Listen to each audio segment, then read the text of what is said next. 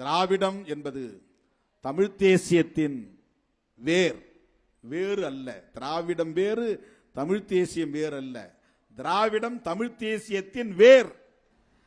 ஆக வெள்ளையர்களின் ஆட்சி காலத்தில் இது மதராஸ் பிரசிடென்சி என்று சொல்லுகிற போது, மதராசி என்றால் தெலுங்கு பேசுகிறவனும் மதராசி தான், கன்னடம் பேசுகிறவனும் மதராசி தான், மலையாளம் பேசுகிறவனும் மதராசி தான், தமிழ் பேசுகிறவனும் மதராசி தான்.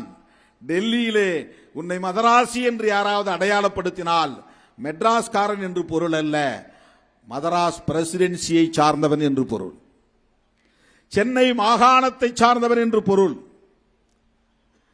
விசாகப்பட்டினம் வரையில் மதராஸ் பிரசிடென்சி இருந்தது, சித்தூர் வரையில் மதராஸ் பிரசிடென்சி இருந்தது, பெங்களூர் வரையில் மதராஸ் பிரசிடென்சி இருந்தது, பாலக்காடு மலபார் வரையில் மதராஸ் பிரசிடென்சி இருந்தது. ஆகவே இவர்கள் எல்லோருமே மதராசி தான்.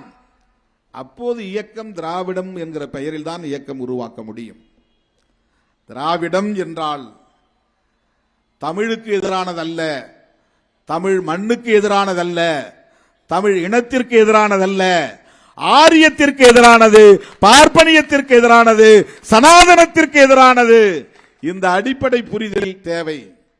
இதை இளம் தலைமுறையினர் தெளிவாக உணர்ந்து கொள்ள வேண்டும். பெரியாரை வீழ்த்த வேண்டும் என்பதுதான் அந்த சக்திகளின் முதன்மையான நோக்கம். பெரியார் மறைவுக்கு பிறகு இது அவ்வளவுதான் அழிந்து போகும் என்று கருதினார்கள். ஒருபுறம் தமிழர் தலைவர் ஐயா வீரமணி அவர்களும், இன்னொரு புறம் பேரறிஞர் அண்ணா அவர்களும் இருவரும் தளபதிகளாக பெரியார் அரசியலை பாதுகாக்கும் அரண்களாக எழுந்தார்கள். இன்றைக்கும் நம்முடைய தமிழர் தலைவர் ஐயா அவர்கள் ஒரு பாதுகாப்பு அரணாக நின்று இந்த அரசியலை முன்னெடுத்து செல்கிறார். பேரறிஞர் அண்ணா மறைவுக்கு பிறகு இந்த இயக்கம் வீழ்ந்து போகும், சிதைந்து போகும், சிதறி போகும் என்று கனவு கண்டார்கள். முத்தமிழறிஞர் கலைஞர் அவர்கள் பெரியாரின் பிள்ளை இதோ நான் இருக்கிறேன், அண்ணாவின் தம்பி இருக்கிறேன் என்று தலைமை ஏற்று 50 ஆண்டு காலம் தமிழக அரசியலின் அச்சாணியாக இருந்து பணியாற்றினார். புலிக்கு பிறந்தது பூனையாகுமா என்பதை போல கலைஞருக்கு பிறந்த தளபதி ஸ்டாலின் அவர்கள் அவரை போல என்பதை விட அவரை விட பன்மடங்கு வேகமாக பாய்கிற ஆற்றல் பெற்றவராக இருக்கிறார். அதனால்தான் எச் ராஜா போன்றவர்கள் ஸ்டாலின் கலைஞரை விட ரொம்ப ஆபத்தானவர் என்று சொல்லக்கூடிய அச்சம் மேலிடுகிறது.